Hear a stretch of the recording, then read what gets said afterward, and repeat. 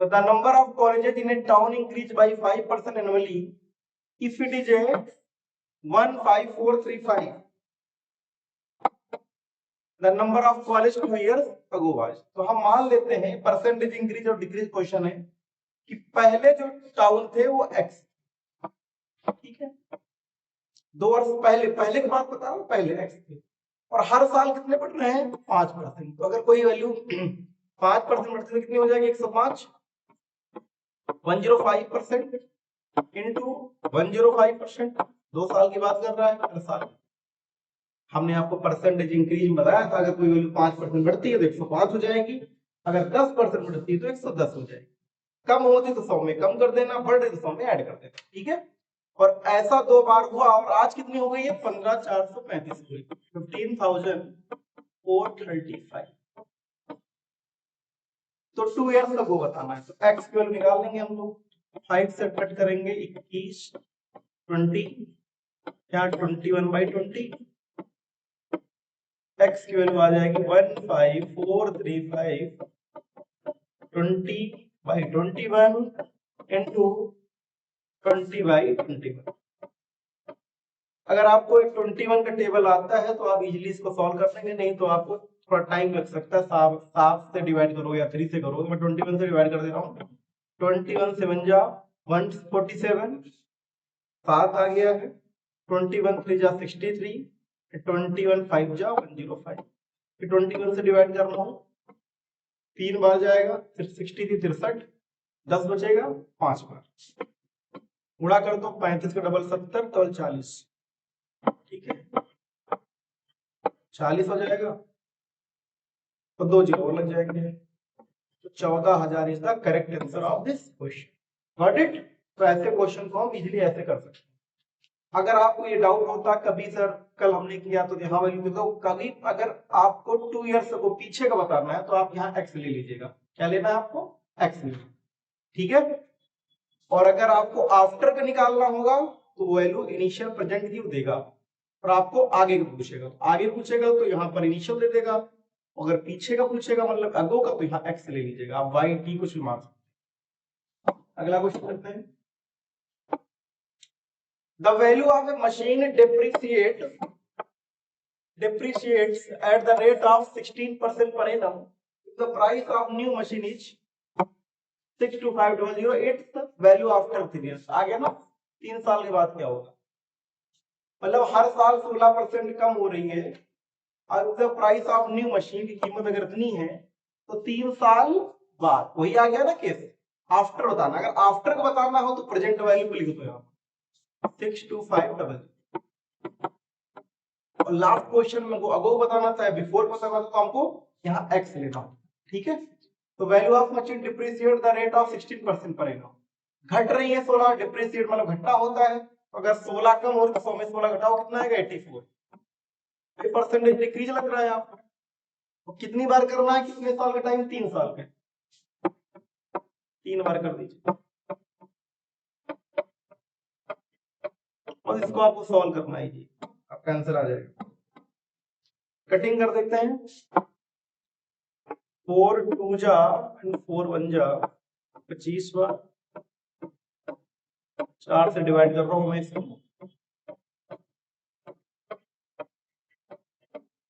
25 से इसको काट देते हैं, 25 पूरा करेंगे तो 25 का डबल 50 12, ठीक है, 25 पंचे 125, 25 के स्क्वायर भी होता है 625, इस 25 से 25 कट गया और 25 इंटू 400 होता है, तो आया आंसर 4 इंटू, अब यहाँ 21 3 बार लिखा है, 21 21 21, 21 करोगे तो 92 61 आएगा, गुणा कर दे 4 के 4 24, 4 2 8 2 10 35, 37044, C is the correct answer, mark दे रखा है, तो इसका आंसर आ जाएगा सी 37044। बेसिक क्वेश्चन है, आप डिक्रीज और इंक्रीज को याद रखें। Next question, the value of A machine depreciates at the rate of 10% per annum, it was purchased 3 years ago, आगे ना ago, it is present value this the purchase price of the machine was, फिर आगे का सवाल है तो हमको आपको लेना पड़ेगा x इंटू कितना कम हो रहा है 10% कम हो रहा है, फिर 90/100 हो जाएगा। तो 3 साल की बात करो, 3 बार 90/100 करो, आज कितना रहा है 26389.80, कट करेंगे कट जाएगा, x की वैल्यू आएगा 26389.80 इंटू 9/10, 10/9, 10/9 एंड 10/9। अब इसको सॉल्व कर लेते हैं, डेसिमल कट करेंगे, यहाँ 2 जीरो आ जाएंगे, 2 जीरो से 2 जीरो मैंने कैंसिल कर दिए।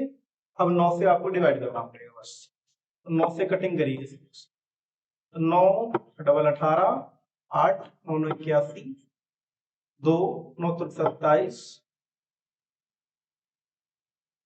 9 का डबल 18 हो गया था, 8 9 81, 2 9 27, 1 9 का डबल 18, 1 9 का डबल 18, 0 9 से कट करेंगे तो आएगा 9 3 27, 2 9 2 18, 5 9 5 45, 9 8 72, फिर 9 से कट करेंगे तो 9 3 27, 5 अच्छा 54, 1 9 डबल 18, 36 20, करने पे आया 36 20, 36 20 इंटू 1 10 में रह गया था, सॉल्व करने पे आएगा 36 200, ये आ जाएगी purchase machine of the purchase price of the machine का। Got it?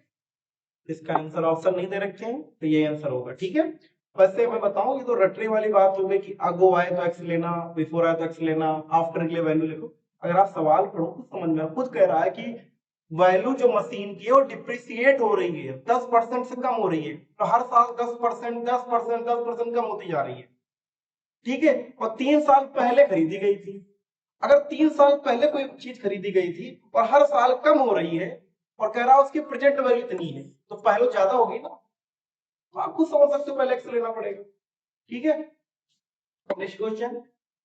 अब ये जो क्वेश्चन आया है भिन्न के अंश को 20% बढ़ाने, हर को 30% कम करने पर हमें ये प्राप्त होता है। बेसिक सवाल यदि परसेंटेज इंक्रीज और डिक्रीज का ही है, तो वो ऐसे क्वेश्चन में आपसे 2 चीज पूछ सकता है। मैं आपको यहीं पर क्लियर करता हूँ, इस सवाल को करने से पहले मैं क्लियर करता हूँ क्या है। सबसे पहले आपसे बोल देगा क्वेश्चन में कि मान लीजिए, मैं अपने आप से ले रहा हूं, ठीक है, कोई भी ऐसे क्वेश्चन जब आते हैं तो आपको फ्रैक्शन मान लेनी है a बाई, आप x बाई वाई ले लो, कुछ भी ले सकते हो, 2 वेरिएबल लेने पड़ेंगे, एक ऊपर एक नीचे, न्यूमरेटर एंड, इसको न्यूमरेटर बोलते हैं, इसको डिनोमिनेटर बोलते हैं। a यहाँ न्यूमरेटर हो जाएगा और b यहाँ डिनोमिनेटर हो जाएगा। ठीक है, भिन्न जो a बाई बी मान लिया हमने। अब 2 चीज पूछ सकता है। सबसे पहले पूछेगा, बोलेगा वो कि ये फ्रैक्शन है भाई, और आपको दे देगा रियल फ्रैक्शन, मतलब ओरिजिनल फ्रैक्शन दे देगा। क्या दे देगा? ओरिजिनल फ्रैक्शन दे देगा। बोल देगा ओरिजिनल फ्रैक्शन जो है वो बोलेगा मान लीजिए 3/8 है। फिर बोलेगा क्या, न्यूमरेटर को 10% बढ़ा दो। न्यूमरेटर कितना बढ़ा दें? न्यूमरेटर को बढ़ा दें हम 10% इंक्रीज, और डिनोमिनेटर को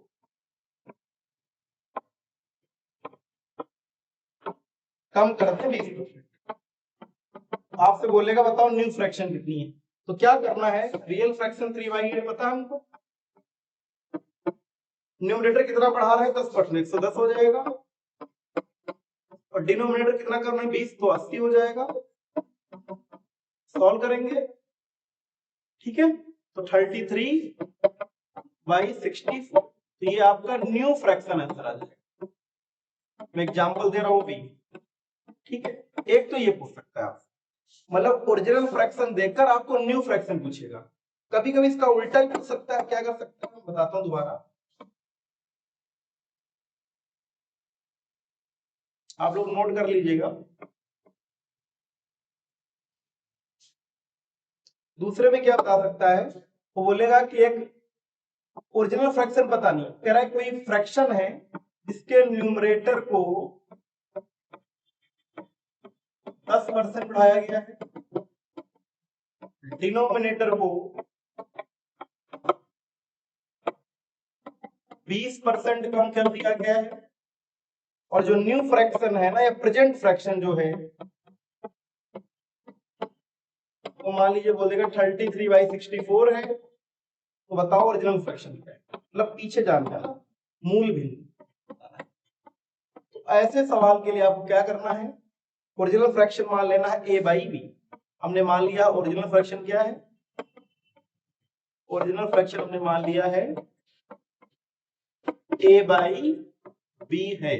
ठीक है, अब फॉलो करो, न्यूमरेटर कितना बढ़ाया 10%, a/b था, न्यूमरेटर 10% बढ़ाया तो 110 हो जाएगा।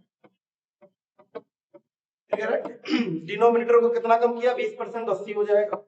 परसेंटेज इंक्रीज डिक्रीज, और ऐसा होने पर आज कितना फ्रैक्शन हो गया है, समझ गए होंगे आप पिछले और इसमें अंतर क्या है, 33/64 है। तो बोलेगा ओरिजिनल a/b निकालो, तो सिंपल है, सॉल्व कर लेंगे। a/b की वैल्यू क्या आ जाएगी 33/64, यहाँ 11/8 तो पलट के हो जाएगा 8/11, 8 से 8 बार 11 3 जाता है, आंसर क्या आ जाएगा 3/8। तो दो टाइप के सवाल बनते हैं, यह तो आपसे क्या करेगा, ओरिजिनल फ्रैक्शन देकर न्यू फ्रैक्शन पूछ लेगा, जो हमने पिछले में किया था अभी, तो यह न्यू फ्रैक्शन देकर ओरिजिनल फ्रैक्शन पूछ लेगा। ठीक है, तो ये दोनों आपको नोट कर लेने हैं अपने नोट। अब जो सवाल यहाँ गिवन है, यहाँ पर जो गिवन क्वेश्चन है वो क्या कर रहा है, मूल भिन्न मतलब न्यू फ्रैक्शन बताना, ओरिजिनल फ्रैक्शन बताना है। मूल भिन्न मतलब होता है ओरिजिनल फ्रैक्शन, ठीक है, पुराना। अगर हमको ओरिजिनल फ्रैक्शन बताना मतलब न्यू फ्रैक्शन उसने गिवन किया होगा। तो देखो क्वेश्चन कर रहा कि after increasing the numerator of fraction by 20%, decreasing the denominator by 30%, we got 4/5। मतलब कहना चाह रहा है कि फ्रैक्शन था उसको 20% न्यूमरेटर को इंक्रीज कर दिया गया और डिनोमिनेटर को 30% डिक्रीज कर दिया, कम कर दिया गया, तो हमें 4/5 मिला है। तो ओरिजिनल फ्रैक्शन, तो ओरिजिनल पूछ रहा है मतलब भैया, तो हम ओरिजिनल मान लेते हैं क्या है हमारा फ्रैक्शन a/b है। हमने एग्जांपल आपको दे ही रखा है, और कितना, अब जो भी ओरिजिनल a/b इसके साथ जो क्वेश्चन कहता है उसके अकॉर्डिंग चलना है। न्यूमरेटर कितना बढ़ाया 20%, 120। डिनोमिनेटर कितना कम कर रहा है 30, 30 कम करेगा तो हो जाएगी कितना 70 हो जाएगा।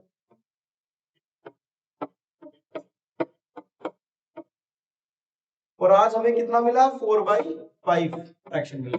सॉल्व करो, a/b की वैल्यू क्या आएगी 4/5 इंटू 12/7, 7/12 हो जाएगा, 4 से 3 बार कट जाएगा तो 7/15।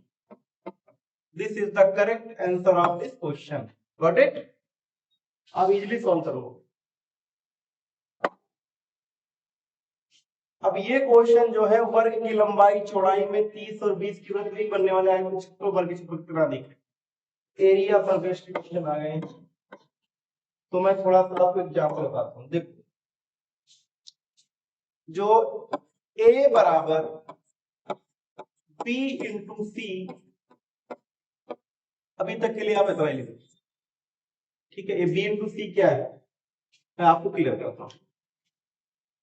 a बराबर b इंटू सी, जैसे एरिया पर सवाल आता है, आपको लोग पता है कि एरिया बराबर जो होता है वो लेंथ इंटू ब्रेथ होता है, ठीक है ना, लंबाई इंटू चौड़ाई होता है। तो एरिया में दो चीजें होती है, लंबाई होती है लेंथ और एक ब्रेथ होती है।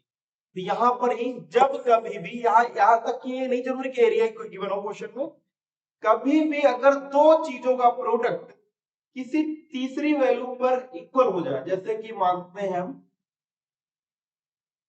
सिंपल है कि लंबाई अगर बढ़ेगी लेंथ बढ़ेगी ब्रेथ बढ़ेगी, एरिया ऑटोमेटिक बढ़ जाएगा, वो प्रोडक्ट बढ़ेगा ना कि ऐड होगा, ठीक है। तो कभी भी एरिया टाइप के सवाल आते हैं तो क्या करना होता है आपको, या दो चीजों का प्रोडक्ट तीसरे के बराबर हो जाए, ठीक है। तो आपको करना क्या है, जैसे मैं आपको क्लियर कर देता हूं ये क्या है।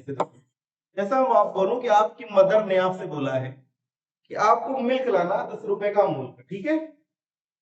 तो अमूल का मिल्क लाना है, तो आपको क्या करोगे, एक मिल्क की जो पैकेट आता है 10 रुपए का आता है, तो मम्मी ने बोला कि आपको 5 पैकेट लाने हैं, तो नंबर ऑफ पैकेट्स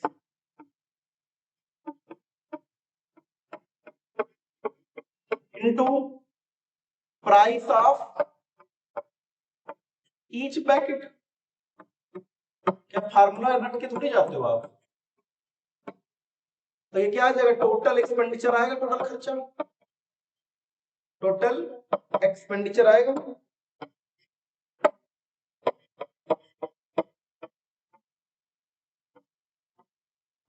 तो अगर नंबर ऑफ पैकेट्स मम्मी ने 5 मंगाए थे, सबकी कीमत 10 है, तो 50 रुपए लगेंगे, 15 थोड़ी लगेंगे, मल्टीप्लाई हुआ ना, इन दोनों का प्रोडक्ट इसके बराबर हो गया। उसी प्रकार एरिया, तो ये फार्मूला आपको रटना नहीं, आपको फील आएगा खुद पढ़ के कि जब दो चीजों का प्रोडक्ट तीसरे के बराबर होगा, तो मतलब 2% चेंज अगर गिवन हो, और ये कंसेप्ट लगाना तो मैं बताऊंगा कैसे करना है। देखो, तो ए बराबर बी इंटू सी, समझ गए ना, दो चीजों का प्रोडक्ट तीसरे के बराबर। सबसे पहला एक तरीका होता है फाइनल डिवाइड बाय इनिशियल, ठीक है। जैसे कि मैं आपको बताता हूं, एरिया वाले सवाल की बात करें, एरिया बराबर होता है in short length into breadth. अब मैं बोलूं लेंथ को 20% बढ़ा दिया, एरो मतलब बढ़ रहा है, ठीक है, अगर ऊपर एरो जा रहा है, और ब्रेथ को मान लीजिए 10% कम कर दिया, बताओ एरिया में क्या इफेक्ट आएगा। तो सबसे पहला तरीका क्या है, आपको फाइनल बटे नीचे लगाना है। तो अगर कोई वैल्यू 20% बढ़ रही है, तो क्या हो जाएगा, 120% हो जाएगा, एरिया 120/100 हो जाएगा। और अगर 10% कम हो रही है ब्रेथ, तो 90/100 हो जाएगा। कटिंग करेंगे हम लोग, ठीक है, 2 6 जा 2 5 जा, और यहां से 2 3 और 2 5, सॉल्व करने पे आएगा 27/25। इसका मतलब ये हुआ मेरे भाई कि अगर पहले एरिया 25 था, तो अब एरिया कितना हो गया है, 27।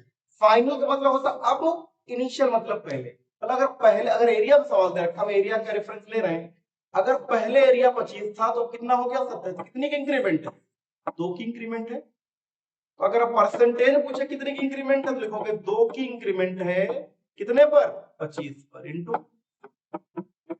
परसेंटेज में आ जाएगा टोटल 8%, 8% का इंक्रीमेंट। एक तरीका तो है, आप फाइनल बटे नीचे अगर 3 वैल्यू देते हो तो इंटू कर देते, ठीक है आगे, बट एरिया में 2 वैल्यू पर ही, क्योंकि एरिया 2 डायमेंशनल होता है तो 2 वैल्यू देगा, ठीक है। एक तो मेथड ये है कि हम फाइनल बटे इनिशियल लगा सकते हैं। दूसरा मेथड क्या है, आप नोट करते रहिएगा, दूसरा मेथड है कि हम फार्मूला लगा दें। क्या लगा दें, फार्मूला लगा दें। तो फार्मूला क्या होता है, सक्सेसिव गेन का फार्मूला है a plus B, A B by 100।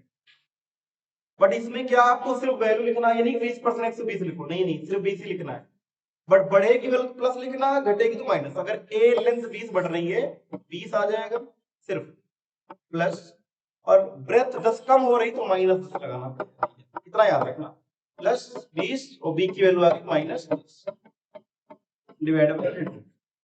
Solve करोगे 20 minus 10 minus 20 into 10 divide by 100, cutting करेंगे तो 10 माइनस 2 क्या आएगा, 8। यही उत्तर हो गया, 8%, ठीक है।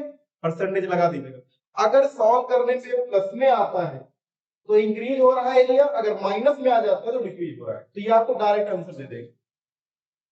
पिछले वाले मेथड की अपनी है कि कभी कभी वो इंपॉर्टेंट हो जाता, कभी कभी ये इंपॉर्टेंट, तो आपको दोनों आनी चाहिए। बाकी 100 मान के भी कर सकते हो, एरिया 100 तो 20 बढ़ गया तो 120 हो जाएगा, फिर 10 कम करो, बट वो फ्रूटफुल नहीं है, ठीक है, पेपर के लिए। Got it. इन दोनों पर हम फाइनल बटे, मेन हमारा मेथड फाइनल बटे इनिशियल है और फार्मूला है, याद रखिएगा। एक एग्जांपल और हम लोग कर लेते हैं। कभी बोलेगा यहां तक कि एरिया भी सिर्फ 2% चेंज हो, सक्सेसिव लगाना है। अगर बोलेगा एक वैल्यू है वो 20% बढ़ रही है, एक वैल्यू 30% बढ़ रही है, और बोलेगा इनके एरिया पे क्या इफेक्ट पड़ेगा, टोटल इफेक्ट क्या आएगा, तो क्या लगाओगे, सबसे पहले फार्मूला भी लगा सकते हो, a plus B plus A B by 100, A की वैल्यू 20 रखोगे, बी की वैल्यू 30 रखोगे, प्लस 20 इंटू 30 डिवाइड बाई 100, 50 आ जाएगा, डिंग करेंगे 6 तो आ जाएगा 56। आइदर आप लगा सकते हो फाइनल एफ इनिशियल आई 20% इंक्रीमेंट, तो वैल्यू हो जाएगी 120 बाई 100। अगर इसमें 120 करना है, इसमें सिंपल 20 आपको लिखना जो भी दे रखा हो, ठीक है। और 30% है तो कितनी वाली हो जाएगी 130 बाई 100। ये कट गए आपस में, 2 से 6 बार, 2 से 5 बार, ठीक है, 2 से 3 टाइम, 2 से 5 टाइम। सॉल्व करने पे आया 39 बाई 25। तो फाइनल बटे इनिशियल कितनी इंक्रीमेंट, पहले एरिया अगर 25 एरिया की बात कर रहे हैं तो प्रॉब्लम कितना इंक्रीमेंट हो गई 14 की, तो परसेंटेज में लिखोगे 14 की इंक्रीमेंट है, याद रखना कितना इंक्रीमेंट है वो लिखना, कितना डिक्रीमेंट है वो लिखना, नीचे इनिशियल वैल्यू। अगर आपको ये प्रॉब्लम आ रहा है क्या करते हैं सर लास्ट में, तो अगर कभी परसेंटेज में वैल्यू निकाल लो कितना इंक्रीमेंट, तो क्या करना है कितना इंक्रीज हो रहा है, इंक्रीज मैं आई लिख दूं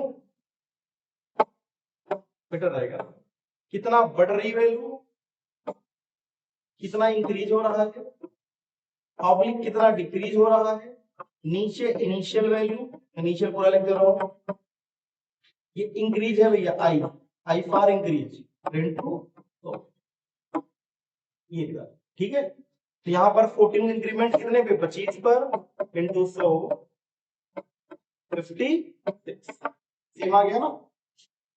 तो होपफुली आपको क्लियर होगा। वैसे आपको ये सब जरूरत नहीं है इस चीज की, क्योंकि आपको खुद आइडिया होगा कितना इंक्रीमेंट है 14 का, 25 पर इंक्रीमेंट 14 परसेंटेज में 56, तो होपफुली क्लियर होगा। तो कभी भी एरिया बेस्ड या 2 परसेंटेज चेंज आ जाए, तो अगर आपको नेट परसेंटेज बताना हो तो आप ये दोनों तरीके लगा लीजिएगा, ठीक है, आसान रहेंगे। जैसे ये क्वेश्चन से पहले क्वेश्चन और था, ये करते हैं।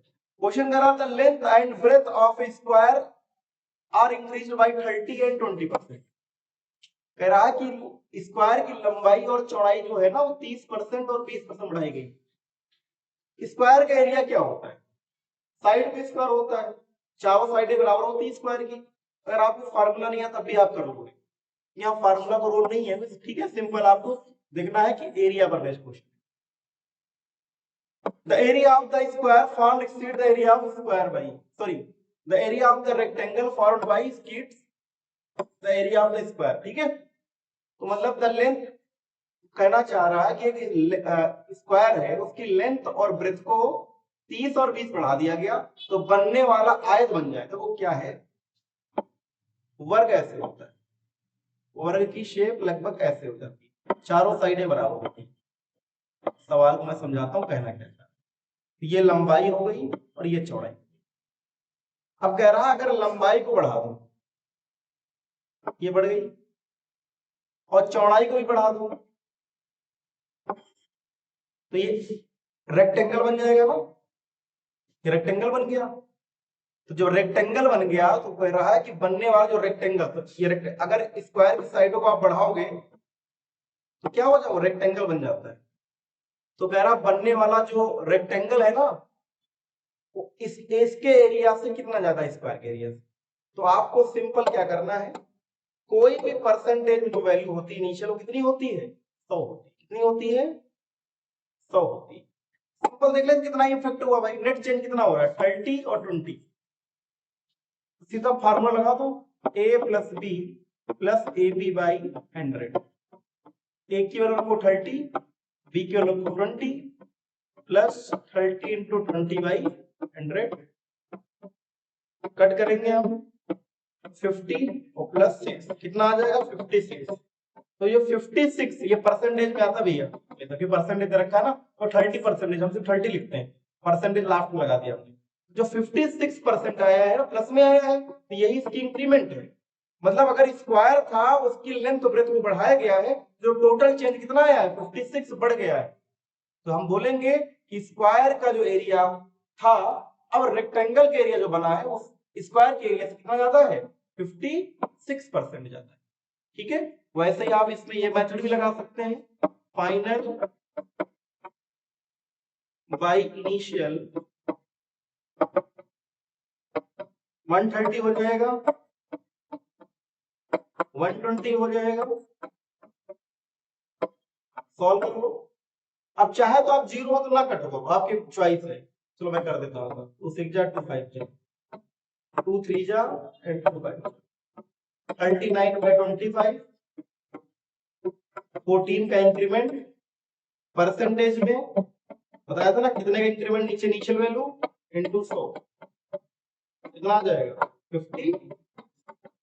सेम ही आ रहा दोनों से। ऑडिट अभी आप लोगों के लिए फार्मूला सही लग रहा होगा, जल्दी कर लेना है ना आप लोग, ये भी इंपॉर्टेंट है, याद रखो। नेक्स्ट क्वेश्चन देखो, आयत की लंबाई जो है 30% बढ़ गई है और चौड़ाई 20% कमी हो गई है, तो आयत का क्षेत्रफल में क्या परिवर्तन होगा? The length of rectangle is increased by 30%, breadth is decreased by 20%, the percentage change area of rectangle.